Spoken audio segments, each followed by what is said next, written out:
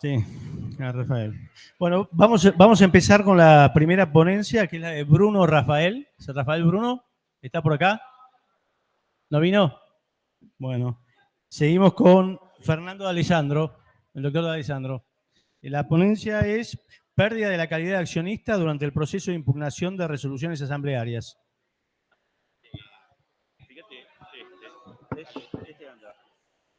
Hola.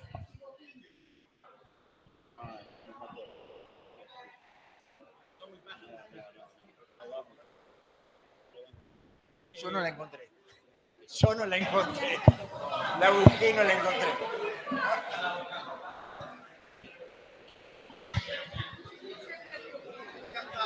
Ah, tenés que estar abajo de la filmación. Ahí nomás. Un poquito más. Bueno, arranquemos. Dale, arrancamos. Dale. Bueno.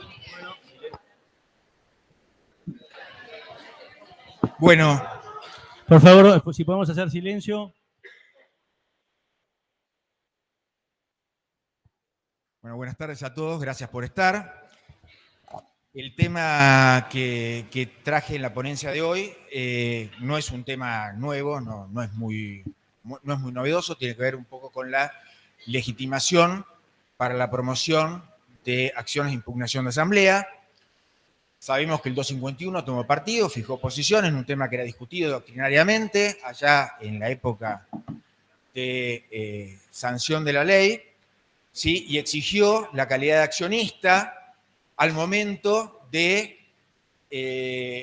la celebración de la asamblea impugnada, o cuya decisión se impugnara. Se dijeron varios argumentos en relación de esto. Acordémonos que estaban presentes, estaba vigente el régimen de acciones al portador, o sea que la prueba de la calidad de accionista era un tema, ¿sí?, que había que de alguna manera tratar de consolidar para dar alguna certeza y seriedad al trámite de impugnación.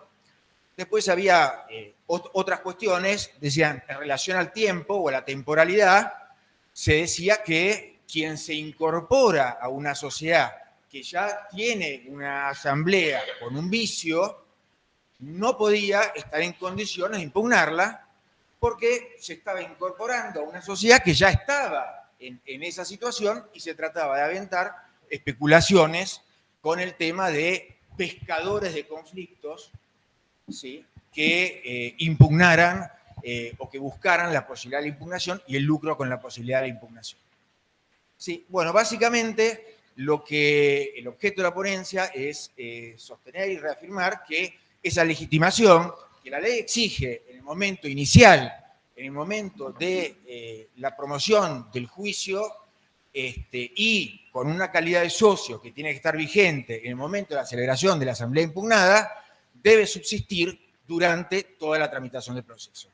Es decir, el derecho de impugnación es un derecho individual, pero que va atado a la calidad de accionista. Es un derecho potestativo y que frente a determinadas circunstancias, ya me ha tocado ver varios casos, la pérdida de la calidad de accionista determina la pérdida de la legitimación para proseguir la impugnación de la asamblea. Esto puede ser voluntariamente, ¿sí? Pareciera ser que es el caso más claro de resolución, porque si yo enajeno voluntariamente mi participación social, estoy declinando la posibilidad de proseguir la impugnación de la asamblea. Acto voluntario, absolutamente imputable al sujeto interesado, ¿sí? Y si no estoy declinando ese interés, eventualmente también cabe la posibilidad de que esté tratando de distraer mi participación accionaria para evitar el pago de eventuales costas del juicio de impugnación, ¿sí? Ninguno de los casos pareciera ser esto cuestionable. El tema, sí, que tiene alguna mayor delicadeza, es cuando el accionista pierde su calidad de tal en forma forzada, por una ejecución de su participación social, acciones prendadas, acciones embargadas, o ya he tenido un caso también, por vía de enajenación forzosa de la participación accionaria por cram down. Proceso de concurso preventivo, no exitoso, ¿sí?, que derivó en un cram-down, transferencia forzada de las acciones, pérdida de la calidad, para mí, pérdida de la calidad de accionista y la facultad de proseguir la impugnación de la asamblea ya deducida. Creo que esto un poco, el principio inspirador, ¿sí?, es no mantener abiertos conflictos que generan alguna incertidumbre sobre la firmeza de las decisiones sociales más allá de lo razonable, ¿sí?, cuando no hay un interés concreto en eso, ¿sí? Bueno, nada más. Muchas gracias.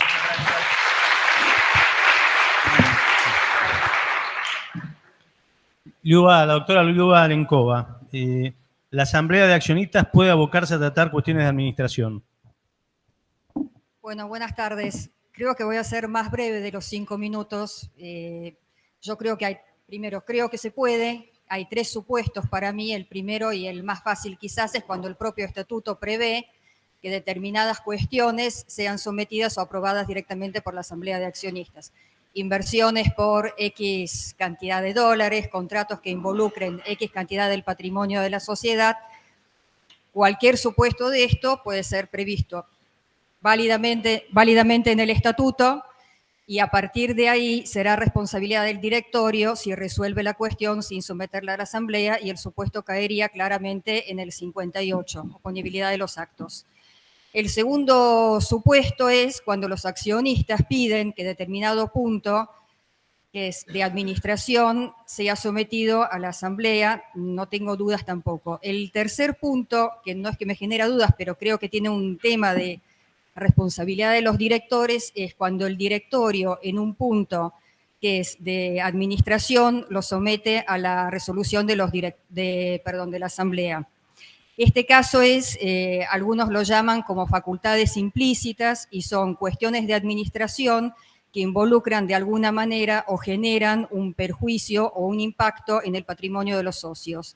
En este caso, que es, por ejemplo, el que prevé el 160, inciso F de la Ley Española de Sociedades Anónimas, prevé expresamente que cuando una determinada cuestión involucra en un 25% del patrimonio conforme al último balance de la sociedad, tiene que ser aprobado necesariamente por la Junta de Accionistas y no puede ser resuelto por sí por el órgano de administración. Este supuesto también fue tratado en la reforma de la Ley General de Sociedades propuesta en el 2019, que perdió estado parlamentario, pero bueno, es un trabajo que vale la pena repasar.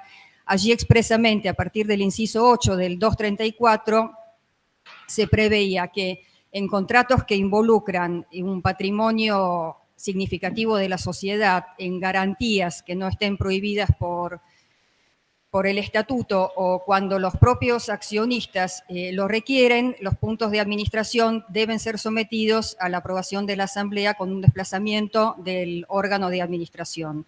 En este último supuesto, cuando lo requerían los propios accionistas, la previsión era que si la asamblea no era unánime y el administrador consideraba que el punto era contrario a los principios del buen nombre del negocio del 59, esa resolución no era de cumplimiento obligatorio para el director, salvo, bueno, la unanimidad de la asamblea. Con lo cual, hasta ahora, yo creo que en los 3 supuestos, la asamblea puede considerar válidamente una cuestión de administración. Lo que me genera ciertas dudas es cuando estos administradores no son los ordinarios, sino que son interventores con desplazamiento del órgano de administración. En ese caso, creo que cualquier cuestión que involucra de cierta manera el patrimonio de los accionistas debe ser sometida a la consideración de la asamblea y el administrador interventor no podría tomar una resolución al respecto. Por último, creo que el sometimiento por parte del directorio a la asamblea de accionistas de determinados temas que son de administración generaría si se quiere, una aprobación de la gestión antes de tiempo, con lo cual tiene que ser algo no cotidiano, no normal y no ordinario, sino que determinados puntos extraordinarios. Si no, el directorio estaría permanentemente sometiendo a consideración de la asamblea como una forma de aprobación previa de su gestión determinados temas. Y con esto terminé y fui más breve los 5 minutos.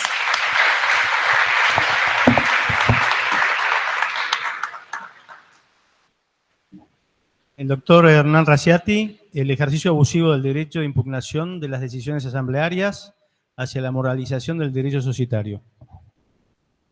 Bueno, ¿arranco?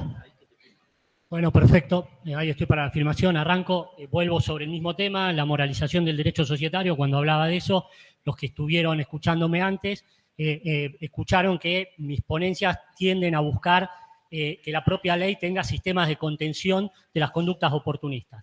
Esto, muchos de los que están acá son muy estudiosos, seguramente conocen el análisis que hicieron Ditti y Cingales sobre un cúmulo de sociedades en Estados Unidos, donde terminaron encontrando que en las sociedades donde no hay conflicto o donde hay supermayorías, porque ya no vale la pena tener conductas oportunistas, o donde el capital o la participación está tan distribuida, donde cualquiera puede saltar el cerco, donde nadie está seguro de que no hay alguien que, si yo abuso contra él, después alguien va a abusar contra mí.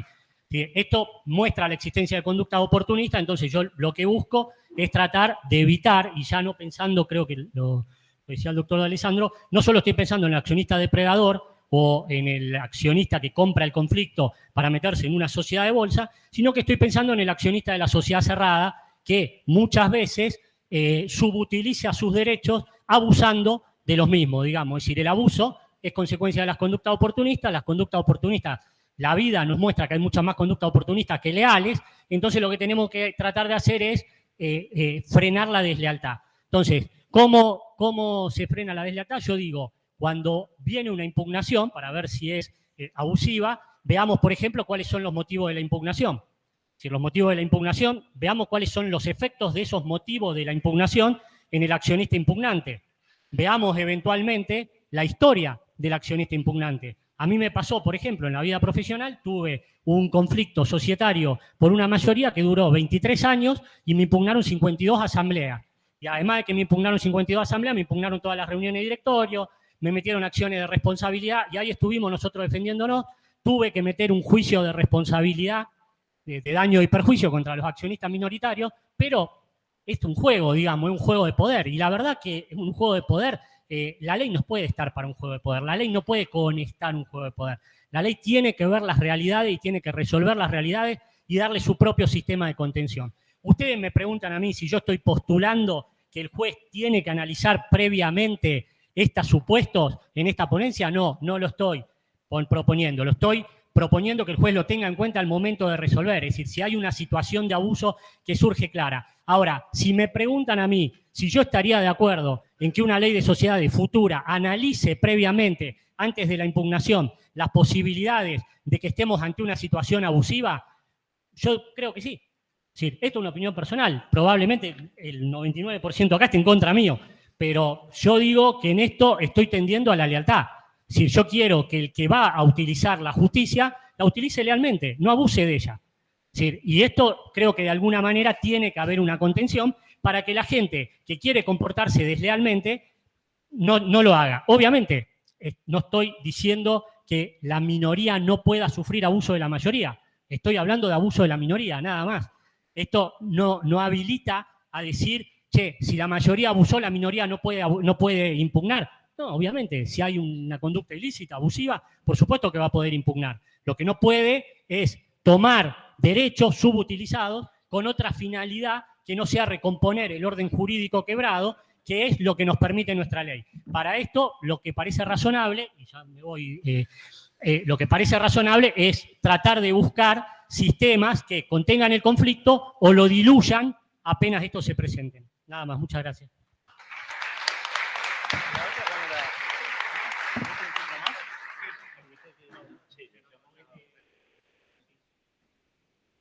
Bueno, ahora la doctora Julia Villanueva, las decisiones de la Asamblea que no se toman por abuso de quienes votan en contra.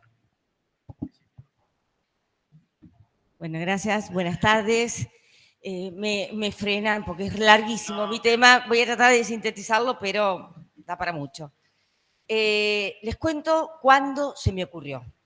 Se me ocurrió al tener que decidir como jueza el siguiente caso. 2 accionistas, 50 y 50, tienen la suerte de tener una sociedad enorme. que es aseguradora, sigue siendo aseguradora de todas las motos, entre ellas la mía, de Buenos Aires. Bueno, se pelean a muerte, los convocamos a audiencia al tribunal, porque 50 y 50, sociedad inviable, sociedad con control estatal permanente, porque es aseguradora.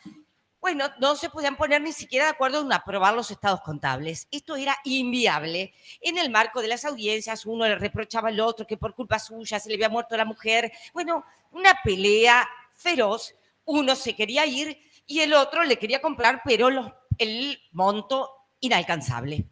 Resultado, la asamblea que había generado el conflicto, había rechazado la aprobación de los estados contables, con lo que se acababa la sociedad. Porque una sociedad controlada con control estatal permanente, sin estados contables, no podía. Y yo ahí dije, pero ¿es posible que una sociedad así, viable como era, tenga que extinguirse porque estos dos no se ponen de acuerdo y se están peleando en la asamblea en estos términos? Bueno, ahí apareció esta ponencia.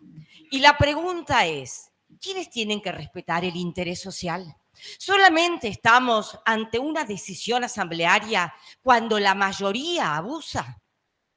Nadie tiene dudas de que si los votos usados abusivamente para un aumento de capital que licuó el minurete, estamos ante una decisión asamblearia, el juez se puede meter e invalidar. La pregunta es, ¿y cuando el que usó los votos abusivamente, un voto de bloqueo que impide una decisión como esta, aprobar estados contables perfectos, hay que convalidarlos? ¿No estamos ante una decisión susceptible de ser impugnada? Y entonces la sociedad, por más que tenga toda la vitalidad, hay que disolverla porque no puede continuar. ¿Estas sociedades son inviables? Bueno, en lo personal creo que no. Creo que el tema está resuelto. Nadie duda de que la mayoría manda, pero las mayorías tienen su límite. El límite es el interés social. El contrato, cuando es contrato porque hay pluralidad de socios, es un contrato con comunidad de fin. La comunidad de fin, de ahí surge el interés social, que hay que respetarlo, y no solamente es un límite para la mayoría, es para el voto. Un voto pronunciado en contra del interés social es un voto inválido. Si a la asamblea se llega o se impide, hay decisión asamblearia, tanto cuando se logra un resultado como cuando se impide. La decisión asamblearia que dice no decide tanto como la que dice sí. Entonces la pregunta es, esta decisión que dijo que no, esta decisión que no se pudo alcanzar por un voto de bloqueo, ¿no se puede impugnar? ¿No estamos ante una decisión? Bueno, la respuesta de la sala fue sí, estamos ante una decisión. ¿Y qué hay que hacer? Y bueno, nosotros tenemos el conflicto, fíjense, artículo 243 y 244. Las decisiones se toman por mayoría de votos que puedan emitirse en la respectiva decisión. Norma que ensambla los dos principios, mayoritario y necesidad de respetar el interés social. Que puedan emitirse, remite al 248 claramente, entre otros al 241, a las normas que vedan la posibilidad de un voto emitido en conflicto de intereses. ¿Con qué interés? Con el interés social. Entonces ahí te tenés que abstener y ese voto no computa como base de cómputo, a diferencia de la abstención voluntaria, que computa como voto negativo. Acá lo tachamos, no está dentro de la base del cómputo.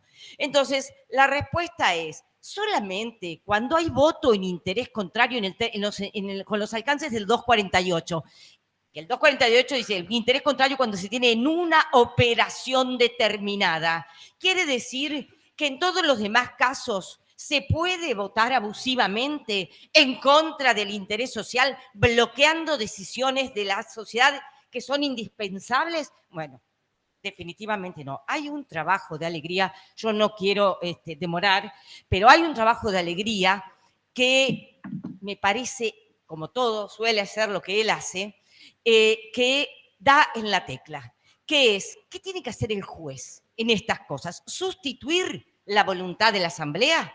O sea, tendría sentido que el juez diga, asamblea nula, vuelva, 50 y 50, se vuelve a repetir. ¿Qué tiene que hacer el juez? sustituir la voluntad de la Asamblea. A ver, no, interpretar. No es que el juez se sustituye y actúa en vez de la Asamblea, se mete y decide. No, interpreta qué fue lo decidido. Y si el juez suprime los votos que debieron no ser computados por aplicación analógica del 248, acuérdense que la 248 manda abstenete de votar porque tenés interés contrario. En una operación determinada, sí, bueno, acá tenés interés contrario en todo. Abstenete y ese voto no se computa. Entonces, el juez lo que tiene que hacer es reinterpretar y tener por tomada la decisión que está bloqueando y terminando con la sociedad. Bueno, nada más. Gracias.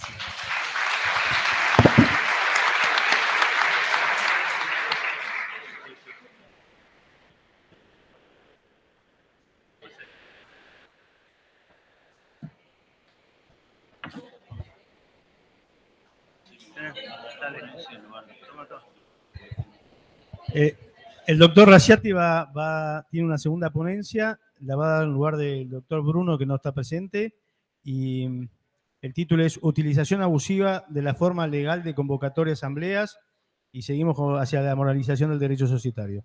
Exactamente, recién hablo en este panel porque correspondía al panel siguiente, pero tengo que estar en otra comisión. Estamos de nuevo hacia la moralización del derecho societario y la búsqueda de no consentir cuestiones que pueden aparecer abusivas. Esto es convocatoria a una asamblea en la forma legal, es decir, por edictos, cuando ya sabemos que los socios no se van a enterar.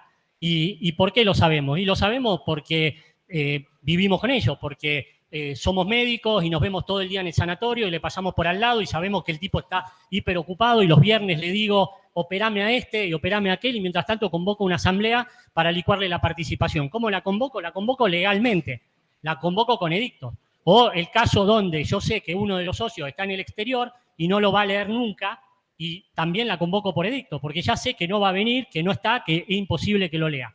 Entonces, esto convalida la legitimidad de esta convocatoria hecha en términos legales. Yo considero que no. Ahora, para mí es abusivo. Ahora, ¿cómo tengo que ver el abuso? El abuso tiene que tener evidencia y notoriedad. Es decir, tiene que ser notorio y evidente. ¿Y esto cómo lo vinculo? Lo vinculo con el efecto que tenga la decisión tomada. Es decir, si la decisión tomada es irrelevante para el accionista, que no pudo enterarse, ya no sé hasta qué punto hay evidencia y notoriedad como característica del abuso. Ahora, cuando el efecto de la decisión tomada tiene un efecto importante, dañoso para el accionista, entonces sí ya tengo que pensar en la existencia de una situación abusiva. Entonces, la búsqueda en este sentido está en que aún respetando la mayoría de las formas legales para una convocatoria de asamblea, se podría designar que esta asamblea ha sido nula por abuso en la utilización de la convocatoria legal, cuando la convocatoria tiene una finalidad clara, que es que se enteren que va a haber una asamblea, y los que lo están utilizando tienen clarísimo que nunca puede cumplir esa finalidad. Entonces, en ese caso, para mí hay un abuso de derecho en la forma de la convocatoria, aunque sea legal, y consecuentemente la asamblea sería nula. Muchas gracias.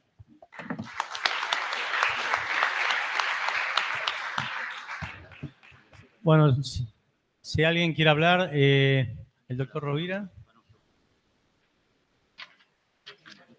No sé quién está para dar el micrófono. La chica que dijo antes. El doctor Rovira Pérez Walde. Hablara.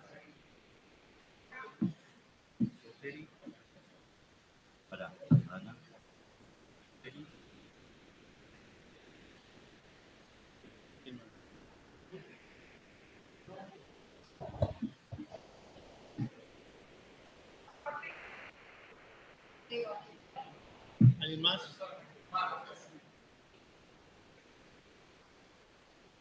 Ahí.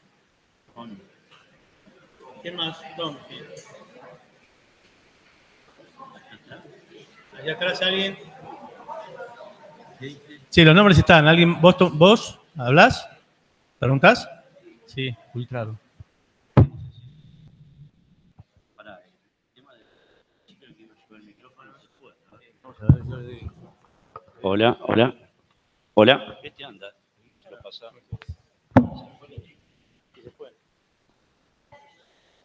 No, ahí me... ¿Quién es la primera? ¿A quién es? ¿Quién habla? Sí. A ver. Y después hablas vos. Bueno, la verdad que las ponencias, todas muy interesantes. Vamos a seguir el orden de la exposición. El planteo del doctor D'Alessandro. El tema de la titularidad de las acciones al tiempo de hacer el planteo de impugnación tiene alguna vinculación también con otras cuestiones similares en donde se efectúan reclamos en base a la titularidad del interés. Yo creo que toda esta cuestión gira en torno de quién es el titular del interés cuando promueve la acción. Pero una vez que promovió la acción, siendo titular del interés, si luego pierde ese interés porque lo cedió, la cuestión es, si siguiéramos la tesitura del doctor D'Alessandro, pareciera ser que esto implicaría que yo no puedo ceder los derechos resultantes de ese juicio. Y entonces hay una presunción de antemano de que cuando yo me trasladé o transmití las acciones a un tercero o asumí la pérdida por el hecho de la demanda o transmití esas acciones con el derecho a que el eventual reembolso o cobro de los daños y perjuicios lo perciba el sucesor. O sea que este tema no es tan claro ni parece tan sencillo como pareciera ser que lo enfocaba el doctor D'Alessandro. Creo que este es un tema para seguir reflexionando y no estoy tan seguro que estaría de acuerdo con la posición que el doctor D'Alessandro enunció. La segunda cuestión, la ponencia de la doctora Lencova. Alperín era absolutamente contrario al desplazamiento de las funciones orgánicas. Su posición, con el mayor respeto al maestro, estaba basada en un absoluto, yo diría, concepto de dogmas que en ese momento inspiraban el concepto de la ley de sociedades del año 1972. En estos 50 años ha habido una gran evolución. Y fundamentalmente uno de los principios que más se debate y que tienen que ver no solamente con esta cuestión, sino con el tema de la responsabilidad, es quién es el verdadero titular del interés en la sociedad. Y todos estamos hablando del interés social. Y sobre el interés social, noción difusa, se habla del interés de la empresa como sujeto abstracto, distinto de los socios, o del interés de la mayoría. Pero en el fondo, a quien realmente estamos tratando de proteger con el interés social, con la noción de interés social, es aquellos que corrieron el riesgo, aquellos que pusieron el capital, el dinero para constituir el capital, que luego fue el punto de partida del patrimonio. Entonces, es absolutamente legítimo, en mi opinión, y comparto la tesitura de la doctora Lencova, de que pueda la Asamblea, en cualquier momento, abocarse a cuestiones propias de la Administración. Tercer tema. Tenemos poco tiempo, Pero rapidísimo. tenemos que referirnos a las ponencias. Un minuto por persona y ya van 3. Y un minuto por ponencia. Bueno. El tema de Raggiati. Absolutamente de acuerdo de que el derecho tiene que ser moralizado. El tema de Raggiati y el tema de la doctora Villanueva. No es posible que ignoremos que el derecho es uno solo y que hay un principio liminar hoy en el Código Civil y Comercial de la Nación, que es el principio del ejercicio de los derechos de buena fe y nunca en ejercicio contrario a lo que debe ser el regular ejercicio de los mismos. Entonces, todos esos conceptos que planteó tanto Raggiati en lo que se refiere a las situaciones de abuso, como el que planteó la doctora Villanueva, no cabe ninguna duda de que tienen que tener sustento, no necesariamente legal, sin duda la ley ayuda, pero que los tribunales no pueden ser ignotos o, digamos, ignorar la situación de abuso. Muchas gracias. Bueno, gracias. Sí, les pido ahora más la mayor síntesis posible porque viene la otra comisión y el café. Si no, 30 segundos me ha dado acá la doctora Calcater. Rapidísimo, lo de D'Alessandro, no sé si estoy del todo convencido. ¿Qué pasa si es mortis causa la transmisión? Se murió el que demandó. Te dejo la pregunta hecha.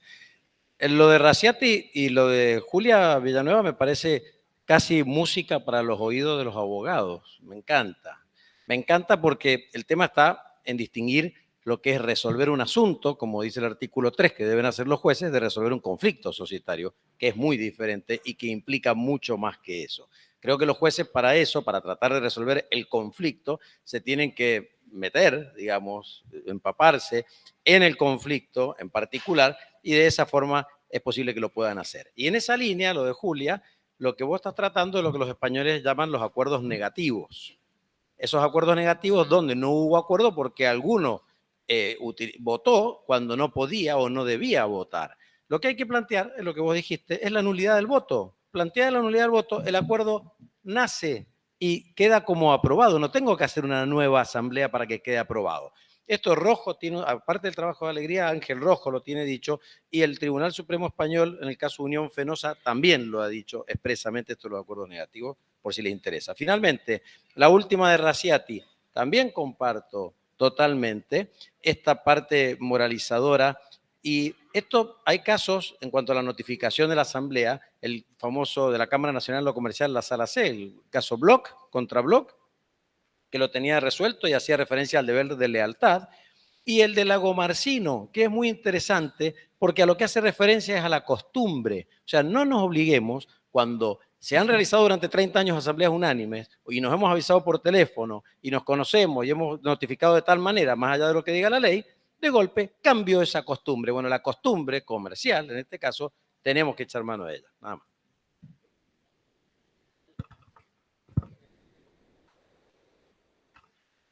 Hago dos pequeñas reflexiones. La primera de ellas, me permito discrepar con la posición del doctor D'Alessandro. A mí me parece que la legitimación activa para iniciar un proceso judicial es algo que debe chequearse y constatarse en el momento de interponer la demanda. Una vez interpuesta la demanda, si hubo legitimación activa en ese momento, el derecho que se debate en ese juicio es uno más de los tantos derechos patrimoniales que tienen las personas, sean físicas o jurídicas. Y por lo tanto se puede disponer y se puede transmitir, se puede renunciar, con lo cual sería poco feliz pensar que yo cuando inicié un juicio y tenía legitimación activa para hacerlo, tengo que estar preso de ese juicio durante el resto de los días y no me puedo morir porque si me muero, mis hijos mortis causas no van a poder continuar con el juicio. Yo lo llevé al extremo para que se entienda, pero la legitimación activa, según enseño Derecho Procesal clásico, hay que chequearla en el momento en que se interpone la demanda. Y la segunda reflexión es con respecto a la ponencia de Julia, que me parece muy interesante la ponencia, pero viniendo yo de las tierras de Alberdi me permito discrepar. Yo pienso que la libertad es un principio inclaudicable del capitalismo moderno y yo no quiero que los jueces decidan si yo puedo votar o no puedo votar. Yo siempre pensé que el interés que impera para un socio cuando vota tiene que ser el interés personal, sin violar y destruir el interés social y absteniéndome de participar cuando puede afectar o puede haber un conflicto de intereses. Pero si yo no estoy de acuerdo en una decisión societaria, no quiero que sean los jueces los que voten por mí. Y si estamos en una sociedad de 50 y 50, la herramienta que tiene el juez y que tienen los socios también es disolver y liquidar la sociedad, pues si no nos ponemos de acuerdo, hacia ese lugar tendremos que caminar y seguramente cuando los jueces intenten hacerlo va a pasar como pasó con Salomón, que uno de los dos va a decir no partamos al niño y va a haber una negociación. Pero suplir eso con una decisión del juez no me parece a mí una decisión muy sana.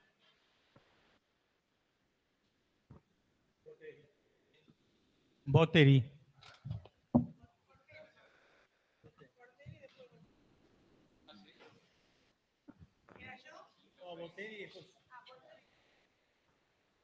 Bueno, bárbaras todas las ponencias, simplemente para adelantar un poquito lo que va a venir después. Yo creo que el caso de Julia Villanueva tiene que ver con un problema de daños y me parece que el problema tiene que ver con aupar a la acción de impugnación de decisiones asamblearias con una acción preventiva de daños para ampliar las facultades del juez. A mí me parece que ahí el juez puede establecer obligaciones de dar, hacer o no hacer con el criterio de la menor restricción y del medio más idóneo. Es lo que dice el Código Civil y Comercial en el artículo 1713. Con lo cual, si uno suma la acción de impugnación de decisiones asamblearias, una acción preventiva de daños, es muy probable que el juez esté más cómodo para resolver el conflicto. Nada más. Bueno, con relación a la ponencia de Alessandro, ya lo dijo el doctor Rovira, pero era esta mi pregunta. ¿Puedo transferir las acciones y a su vez ceder los derechos litigiosos? Yo no veo que esté prohibido en ningún lado. Entonces, la pregunta es saber cuál era la opinión del doctor. Y con relación a la ponencia de Julia, que me encanta, pero nos tiene que tocar esa sala si tenemos un conflicto. Si no, tenemos que convivir con un conflicto de años hasta la finalización del juicio. Así que gracias. La doctora Schneider.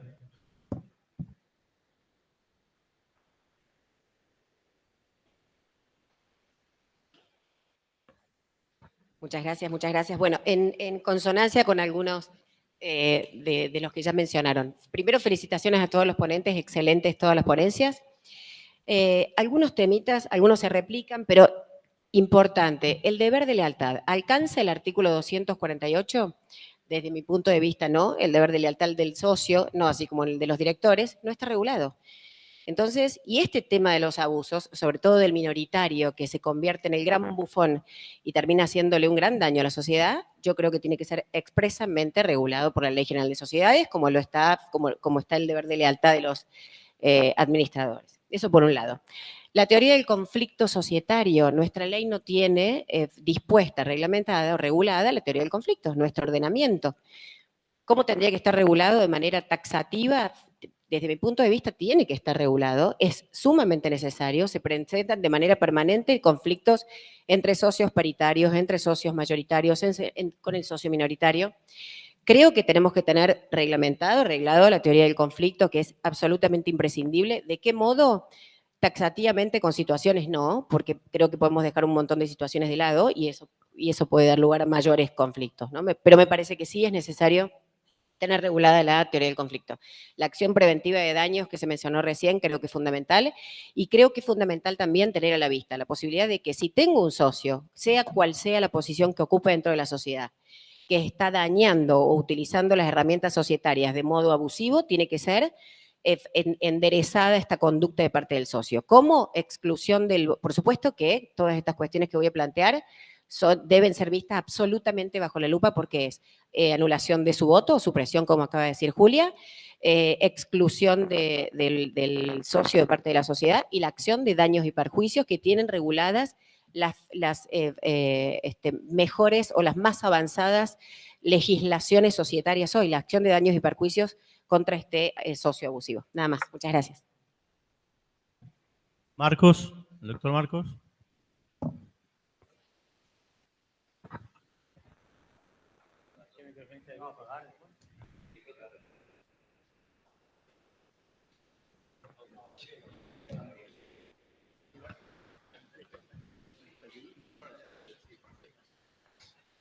Bueno, gracias. No, muy rápido, porque muchas cosas ya se fueron comentando y señalando. Creo que con respecto a la ponencia de la doctora Villanueva, que trae un tema interesantísimo, creo que también deja a la vista cuestiones de fondo que son complejas como para resolver con tanta facilidad, ¿no? Porque yo digo, a ver, una situación de socios de esa naturaleza, resuelvo este caso y cómo sigue el próximo, ¿no? Hay un problema de viabilidad. Ahora, es complejísimo de resolver. También creo que obviamente el juez algo tiene que decir en el caso concreto, más allá de que porque se lo mande la ley, porque tiene que definir alguna cuestión, y creo que ahí tiene alguna herramienta interesante. Recién se hablaba de la nulidad del voto, creo que era Perengualde que dijo, no recuerdo quién fue que lo mencionó. No, creo que por ahí pasa un poco la cosa. Claro, que eso no resuelve más que el conflicto puntual, no resolvemos el futuro. ¿Por qué? Porque más allá del 248, y en algún punto se fue manifestando, no es indiferente y no puede pasar indiferente a la decisión judicial una conducta que resulte abusiva.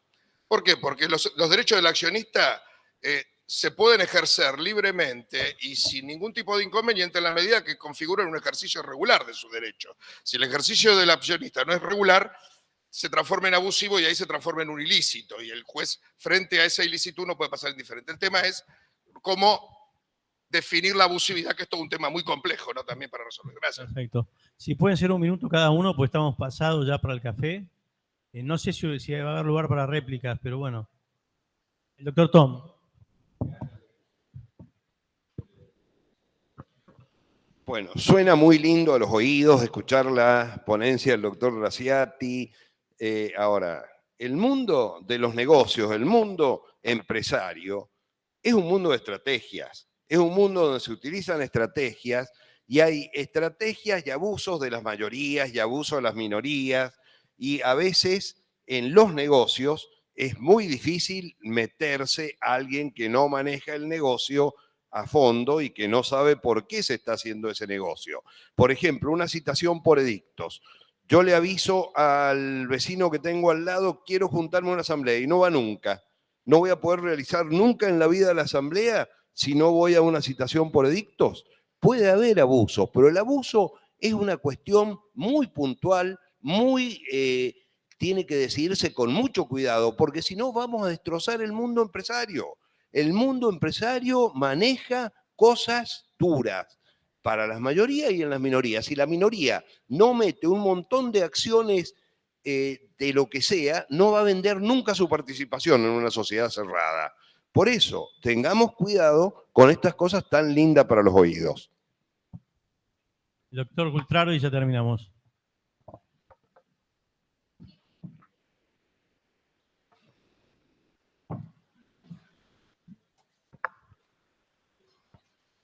Sí, dos preguntas. Para el doctor Graziati, no me quedó muy claro el tema de considerar previamente una demanda por abuso de minoría. ¿Cómo juega esto con la defensa en juicio?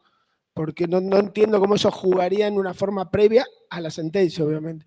Y para la doctora Villanueva, tampoco me quedó claro, en ese caso 50-50, ¿por qué abre una nulidad si no hay decisión? Estoy entendiendo que en el caso no hubo una contrademanda por declarar nulo su voto, tampoco son años.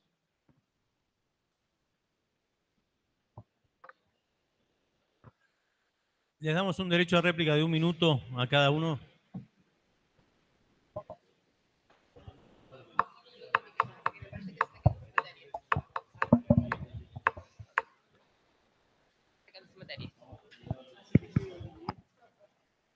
No, Alessandro. Bueno, gracias a todos por las consideraciones, aunque no hayan sido coincidentes con el sentido de la ponencia. Ahora se escucha mejor. Bien. 2 o 3 aclaraciones. Primero, sucesión mortis causa no se pierde, claramente. Para mí el derecho no fue el objeto de la ponencia ni de cerca. ¿Sí? Alguien preguntará, ¿por qué la diferencia entre la transmisión mortis causa y la transmisión entre vivos? Bueno, ahí pensando, reflexionando un poquito recién ahora en estos minutos, digo, ¿qué es el derecho de impugnación de asamblea? Un derecho de control, un derecho que tiene el accionista, ¿sí?, subjetivamente, para controlar la marcha de la sociedad y tratar de rectificar el rumbo respecto de determinadas cuestiones que se pueden ir adoptando sobre la base de un vicio o sobre la base de una irregularidad. ¿Es negociable ese derecho de control? Y me hace ruido que yo pueda desmembrar los derechos de socio para hacer transcurrir por un andarivel el derecho de control cuando ya enajené mi participación social, que incluiría la globalidad de los derechos. Si fuera un derecho puramente creditorio, de repente compartiría la posición de ustedes. Pero en este caso, por la índole propia del derecho a que se trata, me parece que lo tenemos que concebir atado a la calidad de accionista. Es decir, entonces, me parece, en esta situación, yo no estaría por la disponibilidad del derecho, no estaría por el desmembramiento de los distintos derechos que hacen al estado de socio, y ese vendría a ser un poco el fundamento del por qué, ¿sí?, una solución distinta para la transmisión mortis causa y la transmisión por actos entre vivos. Doctor, si se la pasamos a Yuba, es para ti. Gracias, ¿eh?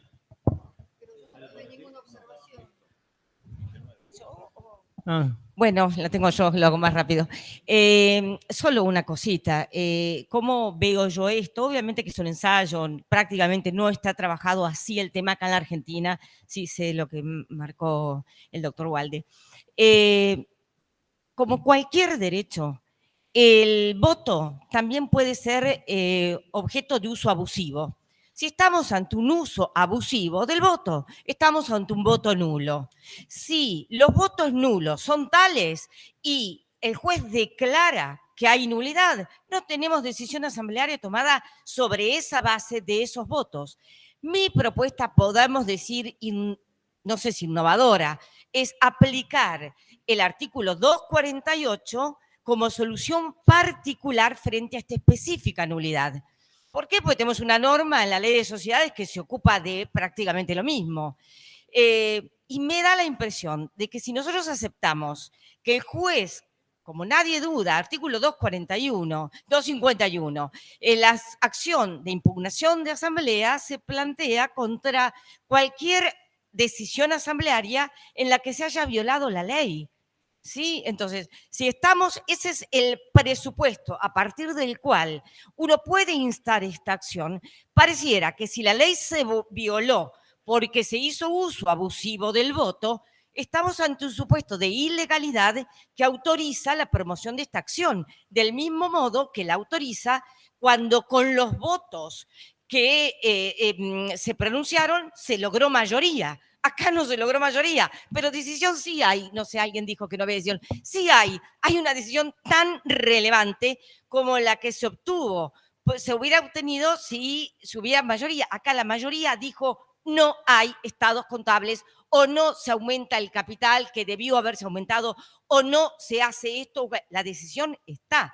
Y lo que hay que el juez no se mete más de lo que se metería si anula votos que se pronunciaron abusivamente en sentido positivo. Aquí los votos se pronunciaron abusivamente en sentido negativo y el resultado es que hay una decisión negativa que, creo yo, el juez no se metería más que para interpretar qué fue lo decidido. No va más allá de los supuestos usuales que estamos viendo, que estamos acostumbrados a ver en la jurisprudencia. Nada más. No, bárbaro. Fue el doctor Ton, creo, pero en realidad el 9 y el 10 del Código Civil son estándar jurídicos, con lo cual son plenamente aplicables. El artículo 9 de la buena fe y el 10 del abuso de derecho son estándar jurídicos y nadie puede conectar la mala fe o nadie puede conectar el abuso. Digamos, si los empresarios quieren abusar, no pueden. La ley no los deja abusar, por más que esto afecte el mundo empresario.